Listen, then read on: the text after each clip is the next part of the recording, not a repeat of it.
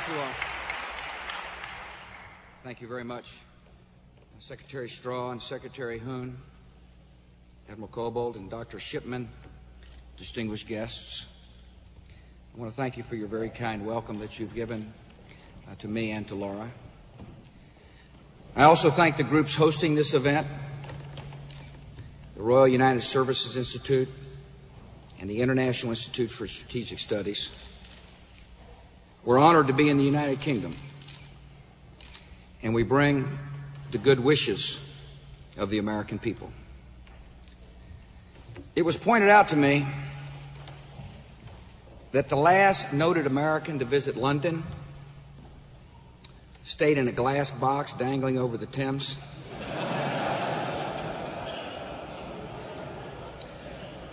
A few might have been happy to provide similar arrangements for me. I thank Her Majesty the Queen for interceding. We're honored to be staying at her house. Americans traveling to England always observe more similarities to our country than differences.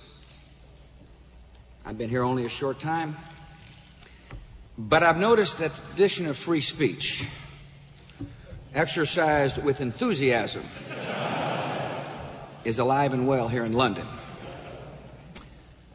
We have that at home, too. They now have that right in Baghdad as well.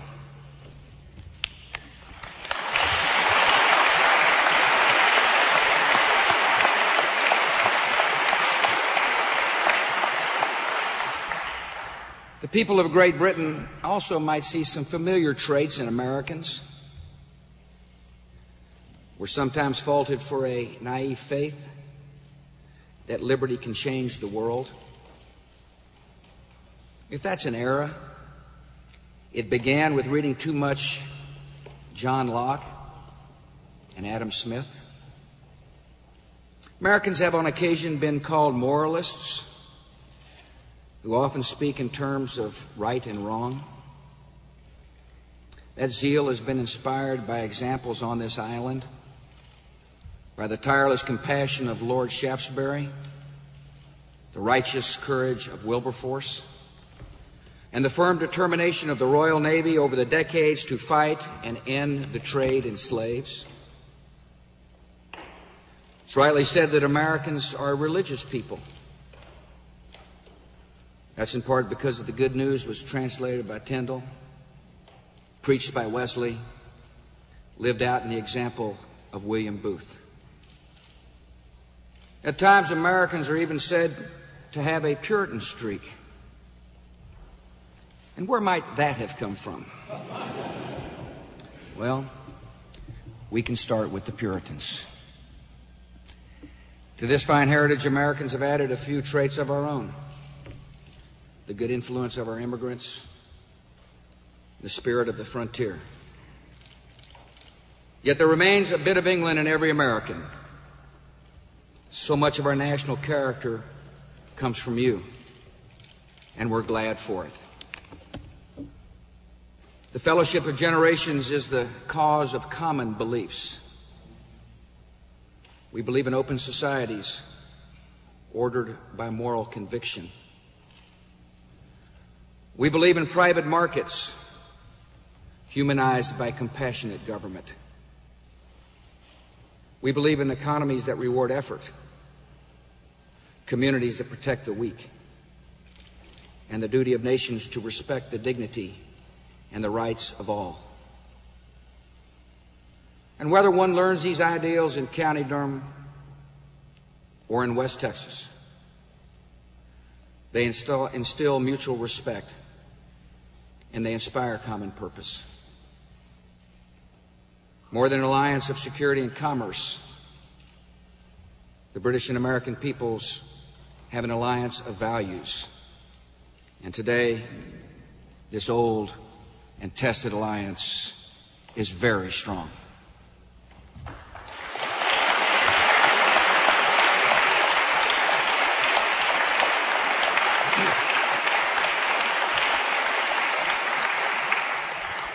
The deepest beliefs of our nations set the direction of our foreign policy. We value our own civil rights, so we stand for the human rights of others. We affirm the God-given dignity of every person, so we are moved to action by poverty and oppression and famine and disease. The United States and Great Britain share a mission in the world beyond the balance of power or the simple pursuit of interest. We seek the advance of freedom and the peace that freedom brings. Together, our nations are standing and sacrificing for this high goal in a distant land at this very hour. And America honors the idealism and the bravery of the sons and daughters of Britain. The last president to stay at Buckingham Palace was an idealist without question. At a dinner hosted by King George V in 1918, Woodrow Wilson made a pledge. With typical American understatement, he vowed that right and justice would become the predominant and controlling force in the world. President Wilson had come to Europe with his 14 points for peace. Many complimented him on this vision, yet some were dubious. Take, for example, the Prime Minister of France. He complained that God himself had only 10 commandments. Sounds familiar.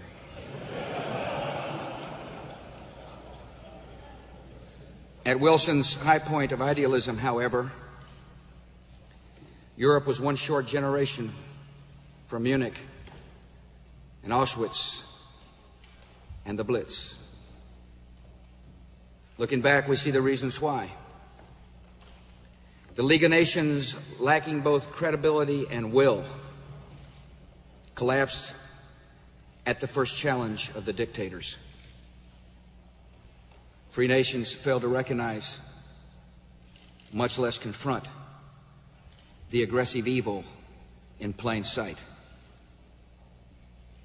And so dictators went about their business, feeding resentments and anti-Semitism, bringing death to innocent people in this city and across the world, and filling the last century with violence and genocide.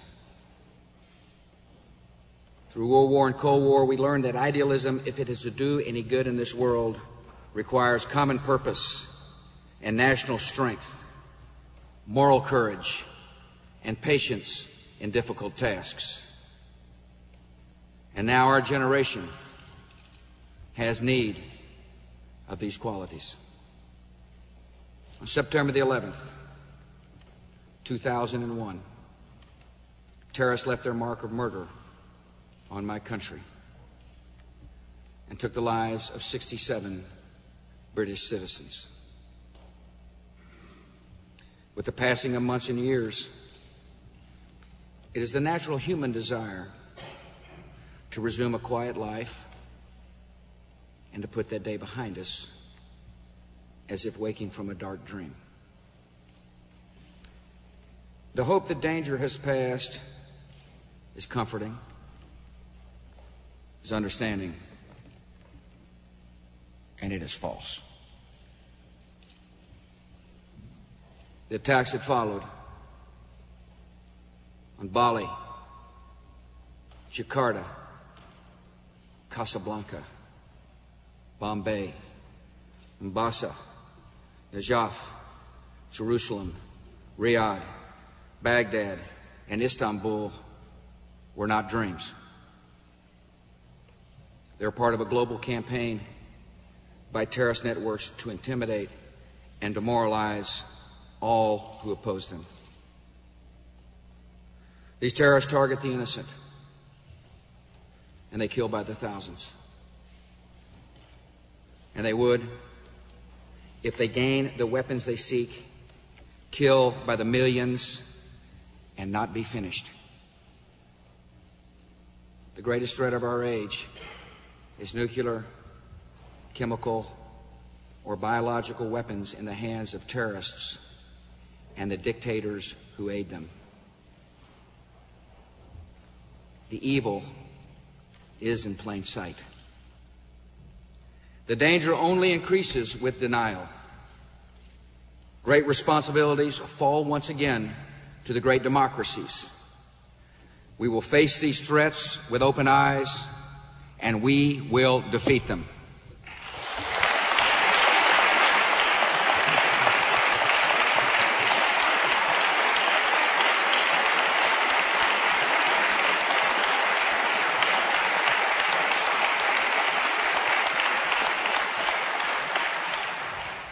The peace and security of free nations now rests on three pillars.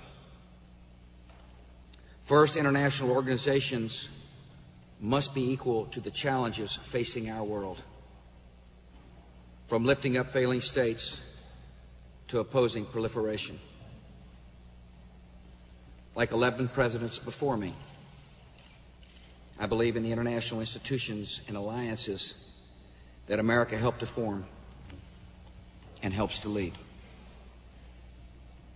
The United States and Great Britain have labored hard to help make the United Nations what it is supposed to be, an effective instrument of our collective security. In recent months, we've sought and gained 3 additional resolutions on Iraq. Resolutions 1441, 1483, and 1511. Precisely because the global danger of terror demands a global response. The United Nations has no more compelling advocate than your Prime Minister, who at every turn has championed its ideals and appealed to its authority. He understands as well that the credibility of the UN depends on a willingness to keep its word and to act when action is required. America and Great Britain have done and will do all in our power to prevent the United Nations from solemnly choosing its own irrelevance and inviting the fate of the League of Nations. It's not enough to meet the dangers of the world with resolutions. We must meet those dangers with resolve. In this century, as in the last, nations can accomplish more together than apart. For 54 years, America has stood with our partners in NATO, the most effective multilateral institution in history. We're committed to this great democratic alliance, and we believe it must have the will and the capacity to act beyond Europe where threats emerge. My nation welcomes the growing unity of Europe, and the world needs America and the European Union to work in common purpose for the advance of security and justice. America is cooperating with 4 other nations to meet the dangers posed by North Korea. America believes the IAEA must be true to its purpose and hold Iran to its obligations. Our first choice and our constant practice is to work with other responsible governments. We understand as well that the success of multilateralism is not measured by adherence to forms alone, the tidiness of the process, but by the results we achieve to keep our nation secure. The second pillar of peace and security in our world is the willingness of free nations, when the last resort arrives, to retain aggression and evil by force. There are principled objections to the use of force in every generation, and I credit the good motives behind these views. Those in authority, however, are not judged only by good motivations. The people have given us the duty to defend them. And that duty sometimes requires the violent restraint of violent men. In some cases, the measured use of force is all that protects us from a chaotic world ruled by force. Most in the peaceful West have no living memory of that kind of world. Yet in some countries, the memories are recent. The victims of ethnic cleansing in the Balkans, those who survived the rapists and the death squads, had few qualms when NATO applied force to help end those crimes. The women of Afghanistan, imprisoned in their homes and beaten in the streets and executed in public spectacles, did not reproach us for routing the Taliban. The inhabitants of Iraq's Ba'athist hell, with its lavish palaces and its torture chambers, with its massive statues and its mass graves, do not miss their fugitive dictator. They rejoiced at his fall. In all these cases, military action was preceded by diplomatic initiatives and negotiations and ultimatums and final chances until the final moment. In Iraq, year after year, the dictator was given the chance to account for his weapons programs and end the nightmare for his people. Now the resolutions he defied have been enforced. And who will say that Iraq was better off when Saddam Hussein was strutting and killing, or that the world was safer when he held power? Who doubts that Afghanistan is a more just society and less dangerous without Mullah Omar playing host to terrorists from around the world? And Europe, too, is plainly better off with Milosevic answering for his crimes instead of committing more. It's been said that those who live near a police station find it hard to believe in the triumph of violence. In the same way, free peoples might be tempted to take for granted the orderly societies we have come to know. Europe's peaceful unity is one of the great achievements of the last half-century. And because European countries now resolve differences through negotiation and consensus, there is sometimes an assumption that the entire world functions in the same way.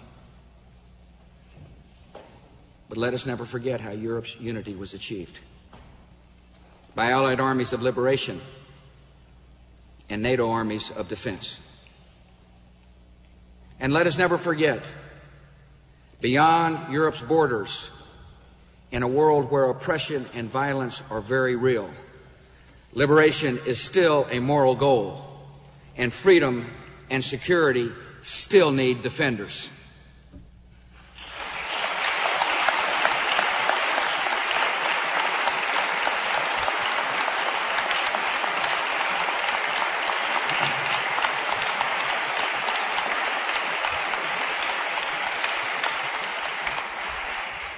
The third pillar of security is our commitment to the global expansion of democracy and the hope and progress it brings as the alternative to instability and hatred and terror. We cannot rely exclusively on military power to assure our long-term security. Lasting peace is gained as justice and democracy advance. In democratic and successful societies, men and women do not swear allegiance to malcontents and murderers. They turn their hearts and labor to building better lives. And democratic governments do not shelter terrorist camps or attack their peaceful neighbors. They honor the aspirations and dignity of their own people. In our conflict with terror and tyranny, we have an unmatched advantage, a power that cannot be resisted, and that is the appeal of freedom to all mankind. As global powers, both our nations serve the cause of freedom in many ways, in many places. By promoting development and fighting famine and AIDS and other diseases, we're fulfilling our moral duties, as well as encouraging stability and building a firmer basis for democratic institutions. By working for justice in Burma, the Sudan, and in Zimbabwe, we give hope to suffering people and improve the chances for stability and progress. By extending the reach of trade, we foster prosperity and the habits of liberty. And by advancing freedom in the greater Middle East, we help end a cycle of dictatorship and radicalism that brings millions of people to misery and brings danger to our own people. The stakes in that region could not be higher. If the Middle East remains a place where freedom does not flourish, it will remain a place of stagnation and anger and violence for export. And as we saw in the ruins of two towers, no distance on the map will protect our lives and way of life. If the greater Middle East joins the democratic revolution that has reached much of the world, the lives of millions in that region will be bettered, and a trend of conflict and fear will be ended at its source. The movement of history will not come about quickly. Because of our own democratic development, the fact that it was gradual and at times turbulent, we must be patient with others. And the Middle East countries have some distance to travel. Arab scholars speak of a freedom deficit that has separated whole nations from the progress of our time. The essentials of social and material progress, limited government, equal justice under law, religious and economic liberty, political participation, free press, and respect for the rights of women have been scarce across the region. Yet that has begun to change. In an arc of reform from Morocco to Jordan to Qatar, we are seeing elections and new protections for women and the stirrings of political pluralism. Many governments are realizing that theocracy and dictatorship do not lead to national greatness.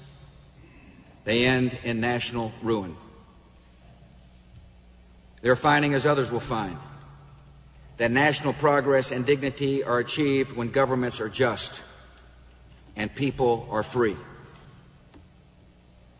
The democratic progress we've seen in the Middle East was not imposed from abroad, and neither will the greater progress we hope to see.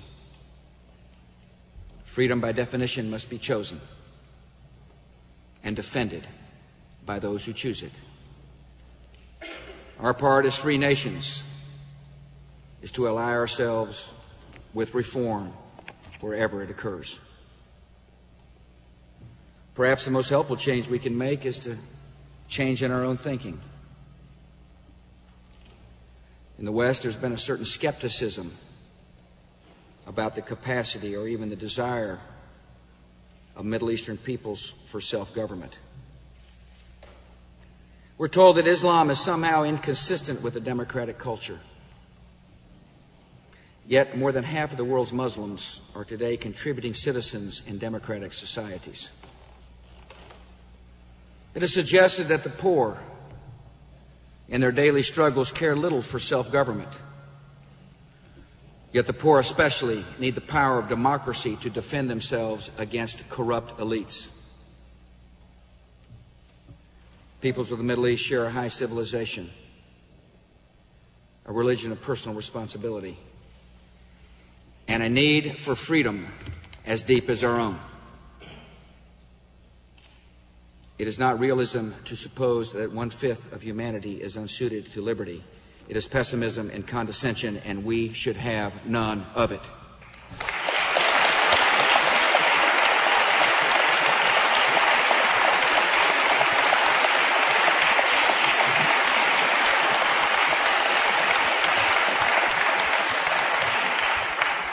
We must shake off decades of failed policy in the Middle East. Your nation and mine in the past have been willing to make a bargain to tolerate oppression for the sake of stability. Long-standing ties often led us to overlook the faults of local elites. Yet this bargain did not bring stability or make us safe. It merely bought time while problems festered and ideologies of violence took hold. As recent history has shown, we cannot turn a blind eye to oppression just because the oppression is not in our own backyard. No longer should we think tyranny is benign because it is temporarily convenient. Tyranny is never benign to its victims, and our great democracies should oppose tyranny wherever it is found.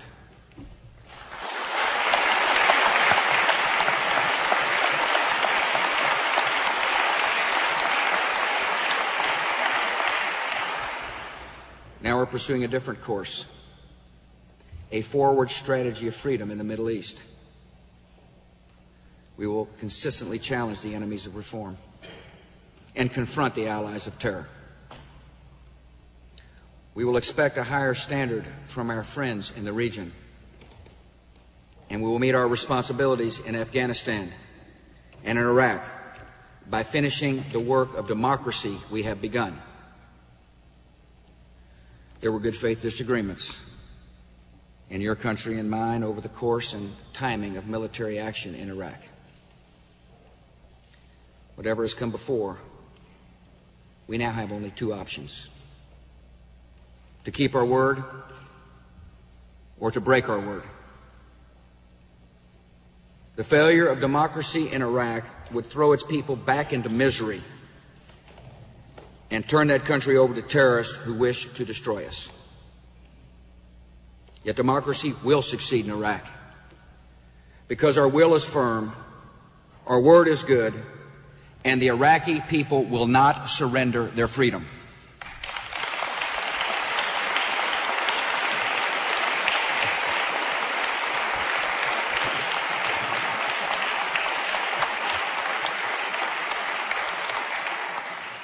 Since the liberation of Iraq, we have seen changes that could hardly have been imagined a year ago. The new Iraqi police force protects the people instead of bullying them. More than 150 Iraqi newspapers are now in circulation, printing what they choose, not what they're ordered. Schools are open with textbooks free of propaganda. Hospitals are functioning and are well supplied. Iraq has a new currency, the 1st Battalion of a new army, representative local governments, and a governing council with an aggressive timetable for national sovereignty. This is substantial progress, and much of it has proceeded faster than similar efforts in Germany and Japan after World War II. If the violence we are seeing in Iraq today is serious,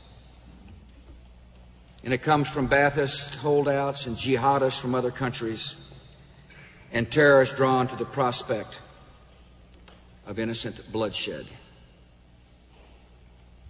It is the nature of terrorism and the cruelty of a few to try to bring grief and the loss to many. The armed forces of both our countries have taken losses felt deeply by our citizens. Some families now live with the burden of great sorrow. We cannot take the pain away, but these families can know they are not alone. We pray for their strength. We pray for their comfort. And we will never forget the courage of the ones they loved. The terrorists have a purpose, a strategy to their cruelty. They view the rise of democracy in Iraq as a powerful threat to their ambitions. In this, they are correct. They believe their acts of terror against our coalition, against international aid workers, and against innocent Iraqis will make us recoil and retreat. In this, they are mistaken.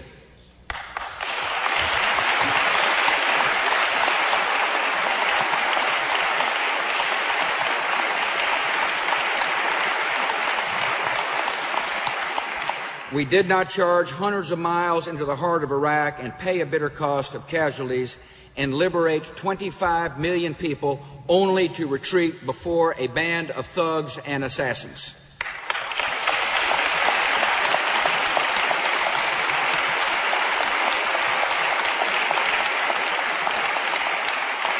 We will help the Iraqi people establish a peaceful and democratic country in the heart of the Middle East.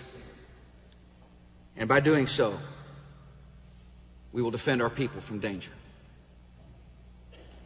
A forward strategy of freedom must also apply to the Arab-Israeli conflict. This is a difficult period in a part of the world that has known many. Yet our commitment remains firm. We seek justice and dignity.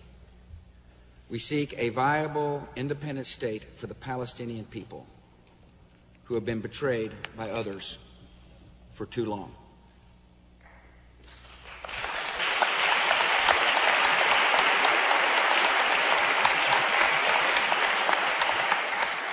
We seek security and recognition for the State of Israel, which has lived in the shadow of random death for too long.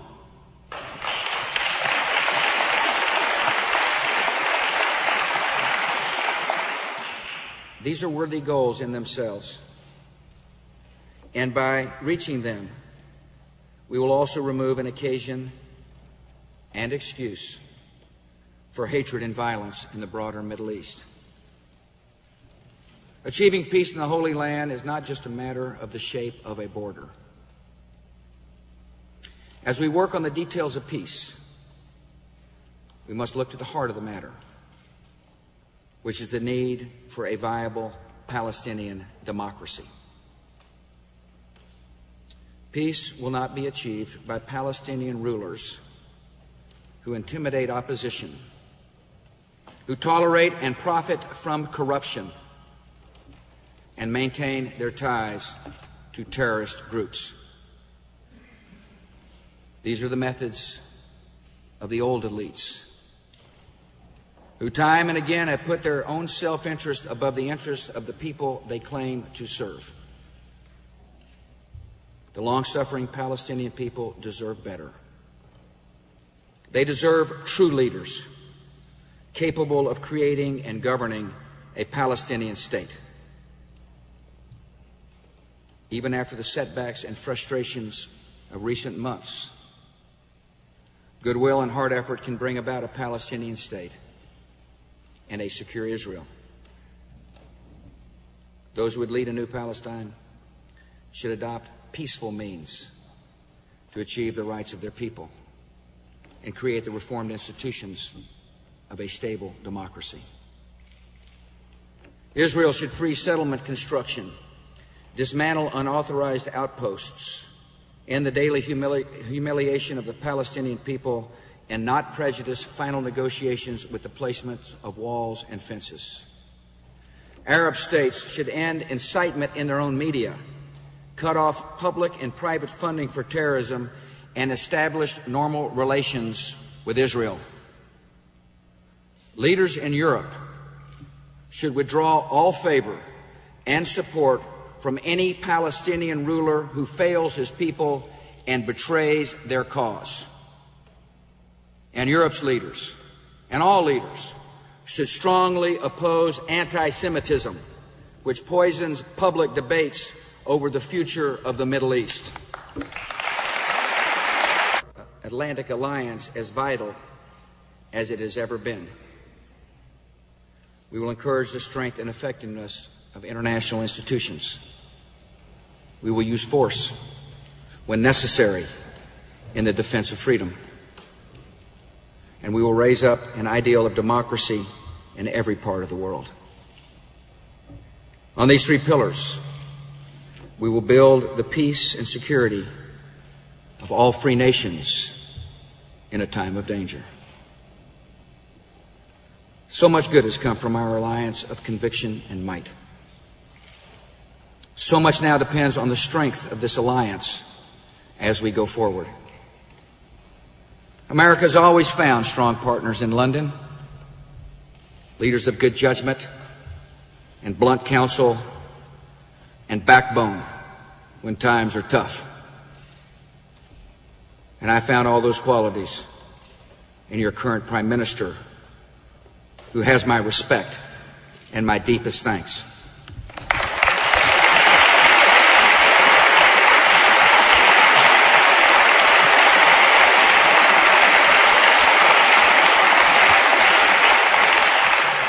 The ties between our nations, however, are deeper than the relationship between leaders.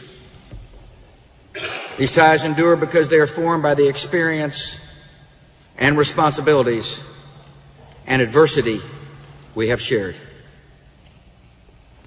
And in the memory of our peoples, there will always be one experience, one central event, when the seal was fixed on the friendship between Britain and the United States.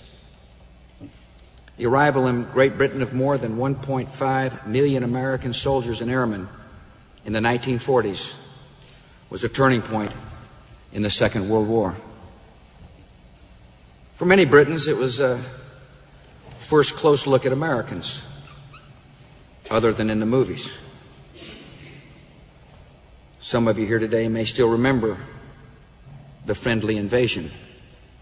Our lads, they took some getting used to.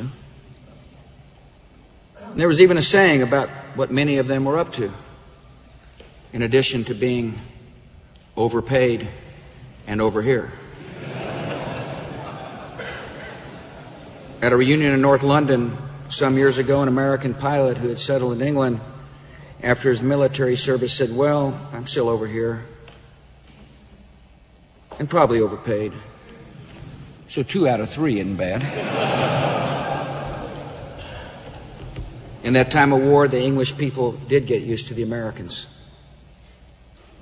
They welcomed soldiers and flyers into their villages and homes and took to calling them our boys. About 70,000 of those boys did their part to affirm our special relationship. They returned home with English brides. Americans gained a certain image of Britain as well. We saw an island threatened on every side, a leader who did not waver, and a country of the firmest character. And that has not changed. The British people are the sort of partners you want when serious work needs doing. The men and women of this kingdom are kind and steadfast and generous and brave.